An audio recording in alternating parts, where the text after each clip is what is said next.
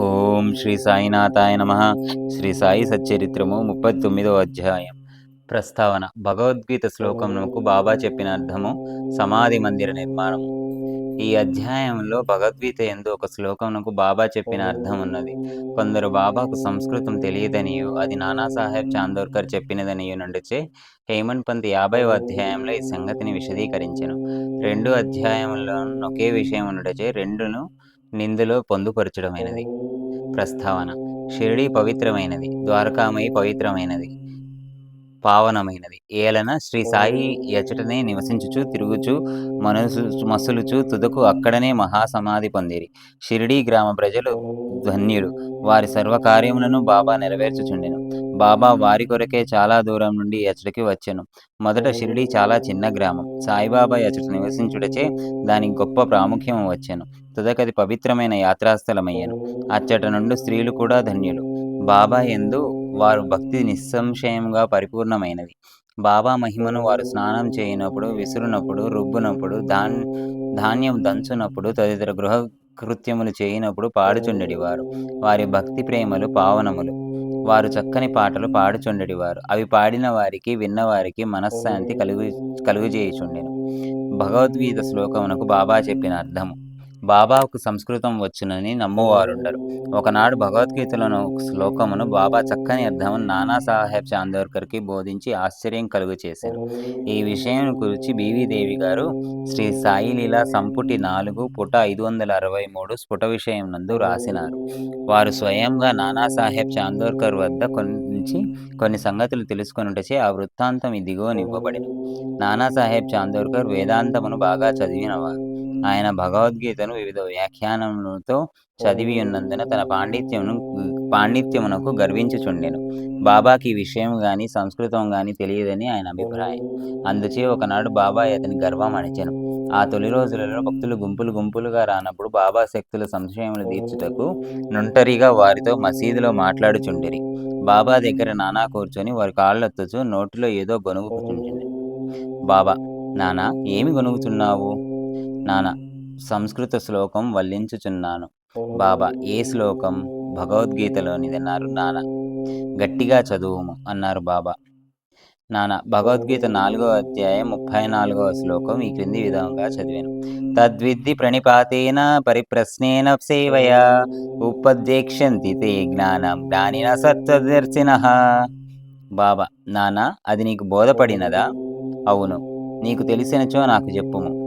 నాన్న: దాని తాత్పర్యమిది. సాష్టాంగ నమస్కారం చేయుట అనగా పాదములపై పడుట, గురుని ప్రశ్నించుట, వారి సేవ చేయుట ద్వారా ఈ జ్ఞానం తెలుసుకొనుము. అప్పుడు మోక్షమును పొందు జ్ఞానము గలవారు అనగా పరబ్రహ్మం తెలిసిన వారు ఆ జ్ఞానం ఉపదేశించెదరు. బాబా: నాన్న, శ్లోకం యొక్క తాత్పర్యం అక్కర్లేదు. ప్రతిపదార్థము, వ్యాకరణము మరియు దాని అర్థము చెప్పుము. అప్పుడు నాన్న ప్రతి పదమునకు అర్థము చెప్పెను. నాన్న: ఉత్త సాష్టాంగ నమస్కారం చేసినచో చాలునా అని బాబా అడిగెను.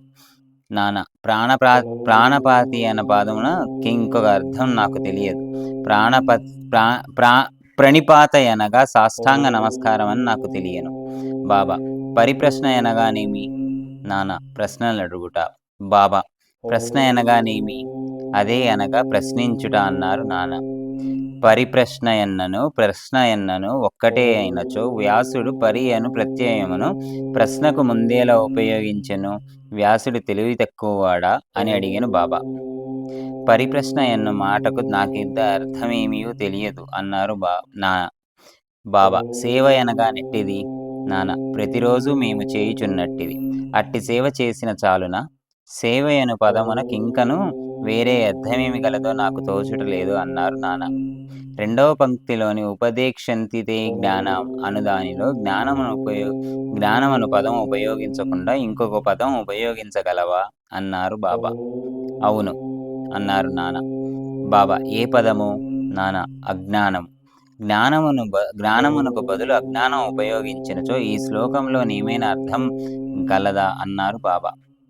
లేదు, శంకర భాష్యం ఆ విధముగా చెప్పుట లేదు అన్నాడు నాన్న. వారు చెప్పనిచో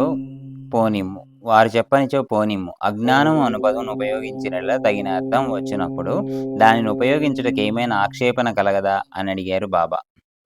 అజ్ఞానం అను పదమును చేర్చి దాని అర్థమును విశదపరచుట నాకు తెలియదు అన్నాడు నాన్న. బాబా కృష్ణుడు అర్జునని జ్ఞానులకు తత్వదర్శులకు నమస్కారము ప్రశ్నించుట సేవ చేయుమని చెప్పనేలా స్వయముగా కృష్ణుడు తత్వదర్శి కాడా వారు నిజముగా జ్ఞానమూర్తియే కదా అని అడిగాడు బాబా. నాన్న అవును అతడు తత్వదర్శియే కానీ అర్జున్ ఇతర జ్ఞానుల వేళ సేవించుమనను నాకు తోచటలేదు అని చెప్పాడు నాన్న. బాబా నీకది బోధపడలేదా? నానా సిగ్గుపడెను. అతను గర్వమణిగెను. అప్పుడు బాబా ఇట్లు వ్యాఖ్యానించెను. 1. జ్ఞానుల ముందు ఉత్త సాష్టాంగ నమస్కారం చేసినచో సరిపోదు. మనం సద్గురునకు సర్వస్య శరణాగతి చేయవలెను. 2. ఊరక ప్రశ్నించుట చాలదు. దుర్బుద్ధితో కాని, దొంగ ఎత్తుతో కాని, వారిని బుట్టలో వేయుటకు గాని, వారి తప్పులను పట్టుటకు గాని, పనికిమాలిన యాసక్తితో గాని అడుగకూడదు. నిజముగా తెలుసుకొని దానిచే మోక్షం పొందుటకు గాని, ఆధ్యాత్మికాభివృద్ధి గాని అడగవలెను. 3. సేవ అనగా ఇష్టమున్నచో చేయవచ్చును, లేనిచో మానవచ్చుననే అభిప్రాయంతో చేయునది సేవ కాదు. శరీరము తనది కాదనియు, దానికి తాను యజమాని కాదనియు, శరీరము గురువుగారిదనియు, వారి సేవ కొరకే శరీరమున్నదనియు భావించవలెను. ఇట్లు చేసినచో సద్గురువు శ్లోకంలో చెప్పబడిన జ్ఞానమును బోధించును. గురువు అజ్ఞానమును బోధించుననగా నానాకు అర్థం కాలేదు. బాబా జ్ఞానము ఉపదేశం ఎట్లగును అనగా సాక్షాత్కారం బోధించుట ఎట్లా? అజ్ఞానమును నశింపజేయుటయే జ్ఞానం. జ్ఞానేశ్వర మహారాజు ఇట్లా చెప్పియున్నారు. అజ్ఞానమును తొలగించుట ఎట్లు? ఓ అర్జున స్వప్నము నిద్ర తొలగిపోయినచో మిగులునది నీవుగా గ్రహింపు. జ్ఞానమనగా నజ్ఞానమును నశింపచేయుటయే. చీకటిని తరుముటయే వెలుతురు. ద్వైతమును నశింపజేయుటయే అద్వైతము. ద్వైతమును నశింపజేసేదమనగా అద్వైతమును గూర్చి చెప్పుట. చీకటిని నశింపజేసేదమనినచో వెలుతురు గూర్చి చెప్పుట. అద్వైతమును పొందవలననిచో ద్వైతమును భావమును మనలో నుంచి తీసివేయవలెను.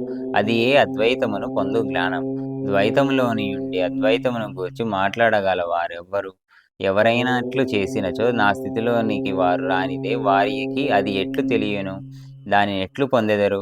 శిష్యుడు గురువు వలె జ్ఞానమూర్తియే. వీరిద్దరికీ భేదమేమనగా గ్రహించు తీరు, గొప్ప సాక్షాత్కారము, ఆశ్చర్యకరమైన మానవాతీత సత్వము, మహాశక్తిమత్వము మరియు ఐశ్వర్య యోగము. సద్గురువు నిర్గుణుడు, సచ్చిదానందుడు.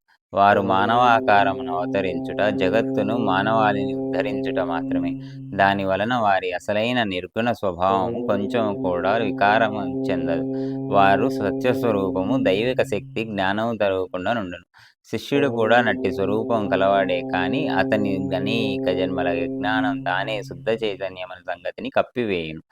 అతడు నేను సామాన్య నికృష్ట జీవుడను అనుకొనును. గురువు ఈ అజ్ఞానమును మూలముతో తీసివేయవలెను. తగిన ఉపదేశమునివ్వవలెను. లెక్కలేనన్ని జన్మల నుంచి సంపాదించిన అజ్ఞానమును గురువు నిర్మూలించి ఉద్దేశించవలెను. ఎన్నో జన్మల నుంచి తాను నికృష్ట జీవుడనుకొని శిష్యునికి గురువు నీవే దైవము, శక్తియుతుడవు, ఐశ్వర్యశాలివి అని బోధించును. అప్పుడు శిష్యుడు కొంచెం కొంచెముగా తానే దైవమని గ్రహించును. తాను శరీరమనియు, తానొక జీవి అనియు, లేదా అహంకారమనియు, దేవుడు, లోకము తనకంటే వేరనియు తలంచు నితాంత భ్రమ అనేక జన్మల నుంచి వచ్చుచున్న దోషము, దానిపైన ఆధారపడి చేసిన కర్మల నుండి వానికి సంతోషము, విచారము ఈ రెంటి యొక్క మిశ్రమము కలుగును. ఈ భ్రమను, ఈ దోషమును, ఈ మూల అజ్ఞానమును గూర్చి అతడు విచారించవలెను. ఈ అజ్ఞానం ఎట్లా అంకురించినది, అది ఎక్కడనున్నది అను దానిని చూపుటయే గురూపదేశమందురు. ఈ దిగువ వివరించిన యజ్ఞాన వృక్షణములు. నేను జీవిని, ప్రాణిని. 2. శరీరమే ఆత్మ, నేను శరీరమును. 3. భగవంతుడు, ప్రపంచము, జీవుడు వేరువేరు. 4. నేను దేవుడను కాను. 5. శరీరం ఆత్మ కాదని తెలుసుకొనుకుండుట. 6. దేవుడు, జీవుడు, ప్రపంచము ఒకటేనని తెలియకుండుట. ఈ తప్పులన్నీయు చూపించనిదే శిష్యుడు దేవుడనగా, ప్రపంచమనగా, శరీరమనగా నేమో తెలియజాలడు. వానితో వానికెట్టి సంబంధము గలదో, ఒకటి ఇంకొకటి కంటే వేరైనదా, లేక రెండునూ ఒకటేనా అను సంగతి గ్రహింపజాలడు. ఈ సంగతులను బోధించుటకు వాని అజ్ఞానం నశింపచేయుటకు చెప్పునది జ్ఞానమా, అజ్ఞానమా? జ్ఞానమూర్తి అయిన జీవునకు జ్ఞానోపదేశం చేయనేలా? ఉపదేశమనేది వాని తప్పును వానికి చూపి వాని అజ్ఞానం నశింపచేయుట కొరకే. బాబా ఇంకను ఇట్లనెను. 1. ప్రణిపాతమనగా శరణాగతి చేయుట. 2 శరణాగతి అనగా తను అనగా శరీరం, మన అనగా మనస్సు, ధనముల అనగా ఐశ్వర్యము నర్పించుట. 3 శ్రీకృష్ణుడు అర్జునుని ఇతర జ్ఞానులను ఆశ్రయించమననేలా సద్భక్తుడు సర్వము వాసుదేవమయముగా భావించును. భక్తుడు ఏ గురువునైనా శ్రీకృష్ణునిగానే భావించును. గురువు శిష్యుని వాసుదేవుడుగాను, శ్రీకృష్ణుడు ఇద్దరినీ తన ప్రాణము, ఆత్మలుగాను భావించును. అటువంటి భక్తులు గురువులు గలరని శ్రీకృష్ణుడు తెలిసి ఉండుటచే వారిని గూర్చి అర్జునికి చెప్పెను. అట్టి వారి గొప్పతనం హెచ్చి అందరికీ తెలియవలెనని శ్రీకృష్ణుడు అట్లు పేర్కొనెను. సమాధి మందిర నిర్మాణం. బాబా తాను నిశ్చయించుకొనిన పనులను గూర్చి ఎప్పుడునూ మాట్లాడువారు కారు. ఏమి సందడి చేయువారు కారు. సంగతి సందర్భములను వాతావరణమును మిక్కిలి యుక్తిగా నేర్పరిచి తప్పనిసరి పరిస్థితులు కలిగించుచుండువారు. అందుకు సమాధి మందిర నిర్మాణం ఒక ఉదాహరణం. నాగపూర్ కోటీశ్వరుడు శ్రీమాన్ బాపు సాహెబ్ బూటి షిరిడీలో సకుటుంబంగా నుండెడివాడు. అతనికి అతడి సొంత భవనముండిన బావుండునని ఆలోచన కలిగెను. కొన్నాళ్ల పిదప దీక్షిత్ వాడాలో నిద్రించుచుండగా అతనికి ఒక దృశ్యము కనిపించెను. బాబా స్వప్నంలో నగుపడి ఒక వాడాను మందిరంతో సహా నిర్మించమనెను. అచ్చట నిద్రించుచున్న శ్యామకు కూడా అట్టి దృశ్యము కనిపించెను. బాపు సాహెబ్ లేచి శ్యామ ఏడ్చుచుండుట చూచి కారణమడిగెను. శ్యామ ఇట్లు చెప్పెను: బాబా నా దగ్గరకు వచ్చి ఒక మందిరంతో సహా వాడాను నిర్మింపుము, నేను అందరి కోరికలను నెరవేర్చదనెను. బాబా ప్రేమ మధురమైన పలుకులు విని భావావేశమున మైమరచితిని. నా గొంతుక యార్చుకొని పోయెను. నా కండ్ల నుండి నీరు కారుచుండెను. నేను ఏడ్చుట మొదలెడితిని. వారిద్దరి దివ్య స్వప్నములు ఒకటే అయినందున బాబా సాహెబ్ బూతి విస్మయమందెను. ధనవంతుడగుట చేతనైన వాడగుట చేతను అచ్చటొక వాడాను నిర్మించుటకు నిశ్చయించుకొని మాధవరావు శ్యామ సహాయముతో ఒక ప్లాను గీసెను. కాకా సాహెబ్ దీక్షిత్ దానిని ఆమోదించెను. దానిని బాబా ముందర పెట్టగా బాబా కూడా వెంటనే ఆమోదించెను. కట్టుట ప్రారంభించిరి. శ్యామ పర్యవేక్షణ చేయుచుండెను.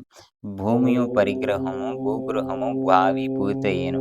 బాబా కూడా లెండీకి పోవునప్పుడు, తిరిగి వచ్చినప్పుడు కొన్ని మార్పులను సూచించుచు సలహాలను ఇచ్చుచుండెను. మిగిలిన పని అంతయు బాపు సాహెబ్ జోగును చూడమనిరి. అది నిర్మించినప్పుడు బాపు సాహెబ్ బూటీకి ఒక ఆలోచన కలిగెను. చుట్టూ గదులుండి దాని మధ్యన ఒక విశాలమైన హాల్లో మురళీధరుని ప్రతిమను ప్రతిష్ఠ చేయవలెనని తట్టెను. బాబాకి సంగతి తెలియజేసి వారి అభిప్రాయం కనుగొనవలెనని శ్యామకు చెప్పెను. వాడా పక్క నుండి బాబా పోవుచుండగా వారిని శ్యామ ఈ విషయమునడగా బాబా ఎందుకు సమ్మతించి, దేవాలయం పూర్తి కాగానే నేనే అచ్చట నివసించుటకు వచ్చెదను అని వాడా వైపు చూచుచూ, వాడా పూర్తి అయిన పిమ్మట మనమే దానిని ఉపయోగించుకొనవలెను. మనమందరం అచ్చట అందరూ కలిసిమెలిసిగా ఆడుకుందుము, ఒకరినొకరు కౌగిలించుకొని సంతోషముగా నుండవచ్చును అనెను. దేవస్థాన మధ్య మందిరము కట్టుట తగిన శుభ సమయమాయని శ్యామ అడగగా బాబా సమ్మతించుటయే శ్యామ కొబ్బరికాయ తెచ్చి పగులగొట్టి పనిని ప్రారంభించెను. కొద్ది కాలంలో పని పూర్తి అయ్యెను. మురళీధర్ విగ్రహం తయారు చేయుటకు ఆజ్ఞాపించెను. అది తయారు కాక మునిపే కొత్త సంగతి జరిగెను. బాబాకు తీవ్రమైన జ్వరం వచ్చెను. వారు కాయమును విడుచుటకు సిద్ధముగా నుండిరి. బాపు సాహెబ్ మిక్కిలి విచారగ్రస్తుడాయెను, నిరాశపడెను. బాబా సమాధి చెందినచో తన వాడా బాబా పాదములచే పవిత్రము కాదనియు, తాను మదుపు పెట్టిన ₹1,00,000 వ్యర్థమగునను చింతించెను. కాని బాబా సమాధి చెందక ముందు నన్ను రాతివాడాలో నుంచుడు అన్నట్టి పలుకులు బాబాసాహెబ్‌కే కాక అందరికీ ఊరట కలిగించెను. సకాలమున బాబా పవిత్ర శరీరమును మధ్య మందిరంలో పెట్టి సమాధి చేసిరి. ఇట్లు మురళీధరుని కొరకు నిర్ణయించిన స్థలమునందు బాబాను సమాధి చేయుటచే బాబాయే మురళీధరుడనియు, బూటివాడాయే సమాధి మందిరమనియు అర్థము గ్రహించవలెను. వారి విచిత్ర జీవితము లోతును కనుగొన సఖ్యము కాదు. తాను కట్టించిన వాడాలో బాబా పవిత్ర శరీరము సమాధియగుటచే బాపూసాహెబ్ బూటి మిగుల ధన్యుడు, అదృష్టశాలి. 39వ అధ్యాయం సంపూర్ణం. జై బోలో శ్రీ సద్గురు సాయినాథ్ మహారాజ్ కీ జై. శ్రీ సద్గురు శ్రీ సాయినాథార్పణమస్తు. శుభం భవతు.